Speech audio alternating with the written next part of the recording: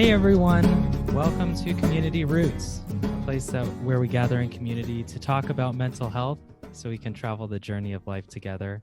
I'm Samuel Richards. I'm Julie Richards. I'm Sarah Wakefield. And I'm just, snuggled up, ready for Community Roots. It's raining outside and I got a coffee. Let's do this. I'm ready to learn. So today we're going to talk about reactivity or receptivity. We can often check in with ourselves, as we talked about on Deep Breath on our first episode of that a couple weeks ago. This idea of a check-in is being able to notice or become more aware, like what's coming up in me? How am I responding to something? Am I able to respond with receptivity, or am I being more reactive and having a really strong reaction to something? So the idea of receptivity and being open to something is what Dan Siegel calls a river of well-being. So if you can imagine the banks of the river on the outside and flowing down the middle of the river is this sense of what we would also call the window of tolerance, but it's a river of well-being. That's where we can integrate and take in, and we feel within our window of tolerance that nothing is too much. We're able to kind of ride the waves of what's happening. We feel flexible, adaptive, stable, at peace when we're riding in that river of well-being. And we would also call that our functional adult or our prefrontal cortex, those places that we feel in this green pathway, which is where we'll be headed to talk about in our next episode in a couple weeks on the polyvagal theory. But Sarah, what are you wanting to share? So I'm wondering, we talk about this, you mentioned this river of well-being and being flexible and adaptive and at peace and stable. In that river, are we still experiencing bumps like rapids? But we are able to approach these things that would normally throw us out of the window of tolerance. We can approach them with flexibility, adaptability. Yeah, so there's still bumps, things are happening, or they're hard, but we're more in a place from our prefrontal cortex. We can observe them, we can notice, we can have that presence and the awareness, but we also have access to our coping skills.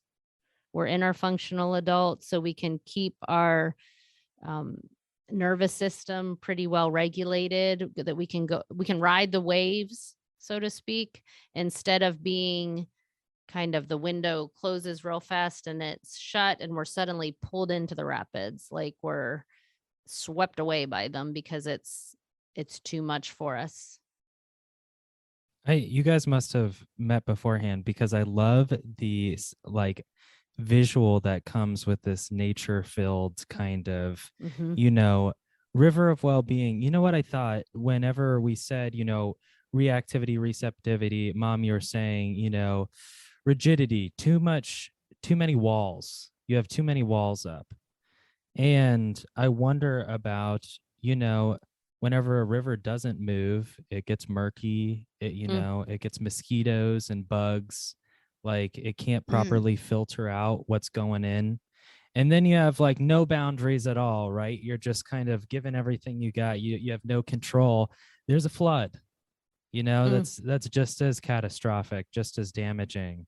And so I really, really like whenever we can connect things to nature and doing these, deep breaths, whatever, because I think it holds true. And I also see that, maybe in times of stress, or when you're feeling the chaos or, the reactivity to these extremes, you can go, okay, I'm flooding right now. Maybe I can find a way to kind of calm or cool in. Or maybe as you're sitting in the corner of your office or in a thing going, maybe this river is plugged up. I don't want to use that terminology, but maybe I should, let things flow a little bit. I love that. Yeah, this idea of flow and float, just being able to, what I picture as an image that comes with this as well is years and years ago. Samuel, see if you remember the memory. I'm sure you do. But we went to what was the name of the place? It was like you could go on this inner tube and float around Was this the their indoor pool lazy area? river. Yes. Yeah, 100%. I remember that. It might be closed now, but yes, I remember that. The lazy river. The lazy river. And just, I can sometimes kind of tap into or remember that memory of just because they had it where you would just literally float along, and it would keep the water would keep flowing, and you would just be right in the middle, kind of bouncing between a little bit, but just this. And they called it a lazy river. You didn't have to do much of anything but flow and float. It's a good visual. I'm having a very strong visual of, travel on a river, and how a river is a journey. And if you become too rigid, and like Sam was saying, the river, it's gotten stagnant because it can't move. It can't erode away where it needs to erode away in order to continue on its journey. You're stuck. You can't go anywhere. And then if you're on the flooded side, you're going to get washed up on ashore, and then as soon as the waters recede, you're going to be stuck on land. You're not progressing on your journey anymore. And this river of well-being, flexible, adaptable, at peace. As you're navigating a river, you don't want to go. You want to. You might have to stay within. You want to stay with the current. You want to continue moving and be adaptable and flexible as to how the current changes and shifts, and continue with the flow. But also, you don't want to get stuck. You don't want to get stuck either ashore after the floods recede, or against the walls. Exactly. I wonder if we could talk about this and kind of, ground it in its own way. Like, I mean, as we go through, like, for you guys, what does a flooded river look like compared to, a steady streamed river, like something where you're feeling good? Because I'll just bring up what it brings for me. Like with my ADHD and some things, it does feel like I'm kind of flying off the handles sometimes. Or it might feel like I'm getting stressed, or my heart rate is increased for almost no reason because my fingers are in so many pies. I can't figure out, what's actually going on. But I know it's different for everyone. I just figured I'd see or maybe you guys are more the rigid, closed down type. So maybe you're like, I know how the river feels when it stopped. But at least for me, that's what it feels like, is it does feel like almost juggling, or a state of perpetual falling. Mm. You know. I like how you're checking in with your body and you're noticing how you experience the flooding. Like in essence, what you're describing is what it looks like when your window is narrow or shutting. Exactly. And we can have two extremes, or we've talked about flipped lids before, which is also Dan Siegel's work. But the idea of either extreme of wounded child or adapted adolescent is Pia Melody's language, but it's either we're on one extreme of this chaos. There's a complete lack of control. It has no boundaries. That's our wounded child. Or on the other extreme, if you swing to the other side of the spectrum, we've got rigidity, which is too much control, and perfectionistic and having walls, which is our adapted adolescent. And both of these are extremes. And like you said, Samuel, we can either flood and gush and have all these sensations and feel kind of maybe anxiously frazzled, in whatever terminology you want to call it. But it's more gushing, flooding.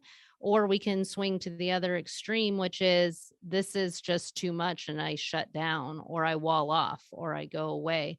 And both of them, if we're spending a lot of time in those extremes of wounded child, adapted adolescent, chaos, rigidity, we're going to end up with a lot of impairment or disintegration, as opposed to the integration of the healthy, functional adult. Growth.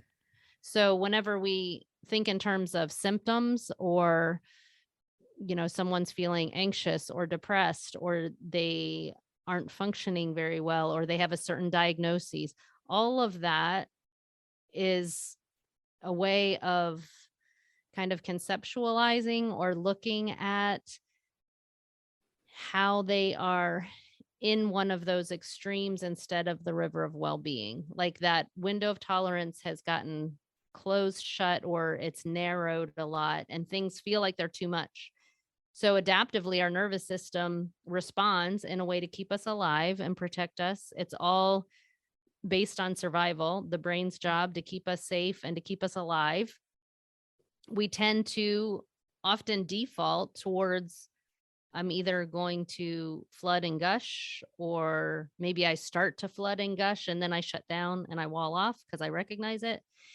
I think it's interesting that both forms of reactivity, whether it's chaos or rigidity, can be used as a tool to get our attention because they are on extremes. They're kind of loud, they're kind of big feelings. Even if they're the shut down feelings, that if you're noticing, if you're doing your check-in, if you're paying attention, if you're becoming more aware and you're noticing, you can sense something on an extreme. It can be used as a tool to say, oh, It's still your body. yeah, your body's communicating something, whether it's on one side of that river or the other. It's like becoming more aware and noticing and checking in is saying, I wonder in general, which one am I more prone to, or what do I default towards? Am I more activated in such a way that I feel so much anxiety and so much inner turmoil that I feel kind of out of control and it feels chaotic? Or does it feel like I need to be making sure everything is taken care of and I need to control it and I need to be perfectionistic and rigid and black and white because then I don't feel unsafe? In a family of 6 people, I'm just like, boom, I can, I saw this last week with graduation, how that worked out. I'm curious, about those symptoms, if they are the same, whether it's rigid or chaos. Like Sarah, for you, which one like pops out at you whenever you're looking at this? Does one just go, So as a child, I spent all my time in a creek building dams. So how interesting is that with this metaphor? Completely rigidity. Yeah. That is so my what does default. that feel like whenever you are feeling like, what does that feel like in the day-to-day, or kind of That's once a you feel great that? question. That's a great question, Samuel. I feel very well. I want to control things. So how does that feel? I didn't mean to throw you on the spot like that, but I'm curious with mine with like we should have a spotlight feature, that shows one of our faces. But it's just that I default to planning. Like, so say in the normal day-to-day, I'm a planner and I can put way too much on my calendar, but I've planned it out. So like boom, boom, boom, boom, boom. This is all how it's going to work. And then when it doesn't, I get frazzled and I'm like, no, we must fix this. And also I'm a fixer. Anytime anybody has a problem, I have to stop myself from solving the problem. And I know this about myself, and I really struggle with making sure, with even trying to stop myself from fixing things. I have to cognizantly say to myself, you can't fix this, or don't fix this, just say, tell me more. Because I want to fix things, and I get fixated on fixing things. That's a good bumper sticker, fixated on fixing. I was curious though, because this is really interesting, because this brought me back to something that I think Mom said before when we were talking about ADHD, and we were talking about, and this was off podcast, this was just mom and son talk, but basically I I forget, we were talking about emotions and how I was like, I don't really feel like talking. Like we can just summarize it and move on. And mom was like, maybe that's like a not wanting to work with it, like a fear of actually going in and sitting with the problem and kind of going, sometimes like you're sad and what does that look like? And let's talk about that instead of like, I'm sad. Anyway, let's talk about tomorrow where it's going to be great. You're completely avoiding the topic and you're kind of just shutting down in that way. Even I can see how like a dam is like almost a conversation, a dam goes up, right? Where it's like, oh, I have the quick fix for that. So I can totally see that. And that's so funny as a kid that you can make dams too. And I got really good ones, and I totally flooded this one area, and the water got so stagnant and it was gross, and I had grief in my soul that I had to dismantle my dam because it worked so well. But then the river could Wow. flow. Probably less But mosquitoes then I couldn't too. control it. Yeah. Damn. Yeah. I think probably at the root of either side is fear. I don't want to feel out of control. So I can become rigid and keep my walls up, keep everything where I can predict it, plan it, be logical about it. Or it's kind of flooded away from me and so big and chaotic that feels scary. So like you kind of swing between both sides. Yes. And I think it's a way of one extreme coming in contact with another extreme. So as a rigid, like I put up walls when I come in contact with people who are chaotic. And that is how I handle those moments when people have no boundaries and I'm like, whoops, I need more boundaries. That's absolutely right. And I'm sure when chaotic people, when they encounter people who are rigid, they try, maybe there's this idea of like, I need to be more. Well, there's almost like a desperation, like you're not with me. And so sometimes someone very anxiously attached is even more desperate to have someone notice or care. But the person who is avoidant or walled is thinking, wow, that's too much for me. I've got to pull back. So you've got this kind of going back and forth dynamic in our relationships. I think we need to explore this more. I agree. I think it's fun. I will say too, I wonder what you said, Sarah, with a line that was, I need to put up more walls or I need to put up more dams. I wonder if the lingo is like, I need to be aware of my walls or like be aware of my boundaries. Like, so it's less of, whoop, throw it all up. And it's more like, here I am again. Like almost that's where your hand goes over your own heart, where you're like, I'm not going to react to this. I'm going to just be aware. This is where I end and they begin. It's funny. Just to talk about that hand motion again, one over your heart, one over forward. I do that now at work where somebody will walk away or somebody's freaked out. I'll just like do a quick, like, I'm me, they're them. I don't have to let that affect me. And it works. It's crazy how it works. I love that. And we're left with this cliffhanger because I'm curious what it was you were noticing at graduation with 6 different people and rigidity and chaos. Yeah. He's going to leave it with the suspense. Just have to sit with it, Julie. I know. Be curious about, let's trail mix later or something and tease that one apart. I'm kind of curious about all of that. That's great. Yeah. There's a lot here. I'm excited for this. I think that, well, maybe let's turn to the listener at this point, right? And say, and open up those questions. Like, what are you prone to? And what's your default? And what does that feel like? I would love to know. Yeah. We'll leave a pause here for you to talk. Did anyone else make dams? What a great illustration, though, for us to consider and sit with, like the river of well-being. How do we get back into our functional adult and flow and float? Awareness. Well, that's good stuff. Well, cool. Nice. That was a great episode, y'all. That was awesome.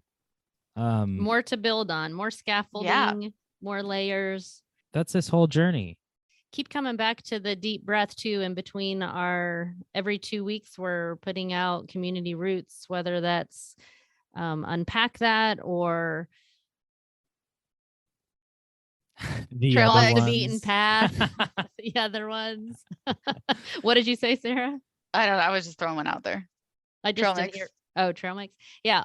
Whether it's one of those or if it's every other week, just a really simple one thought, just a couple minutes with deep breaths. We're putting more things out there so that we can give ongoing support week by week.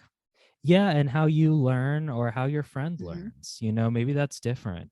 Even how we've discussed some topics sometimes, I feel, we've been co-hosts at this point for at least 2 years, a year and a half.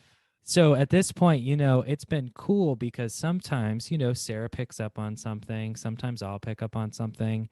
And then later on down the road, we'll be talking about the other thing now because we've just discussed it in a different way. Mhm. And so, if you're somebody who normally learns by, yes, we've got guests, when there's another person talking, then that's when I learn, or when they bring their experience, or perhaps it's that trail mix with that open-ended question. That's always good too. But I'm excited for these segments as well. And, so if you haven't seen our new logos yet, definitely hop over to Podbean. If you go to communityroots.podbean.com, you can see all our new logos normally updating. And I promise you, I'm working on getting those to Spotify, to other platforms that you might listen to so that you can see these awesome logos by Alexander Wells as well. But, well, thanks as always for joining us, everyone. I appreciate your time. Sarah and Julie, thanks for joining me as well. Oh, yeah. Yes, We're go getting a dance team. party. And listeners, we just want to hear from you. Agreed. Reach out. Every time you reach out, it makes our week. It really does. Start that conversation. But anyway, y'all have a great rest of your day, and we'll be talking with you soon.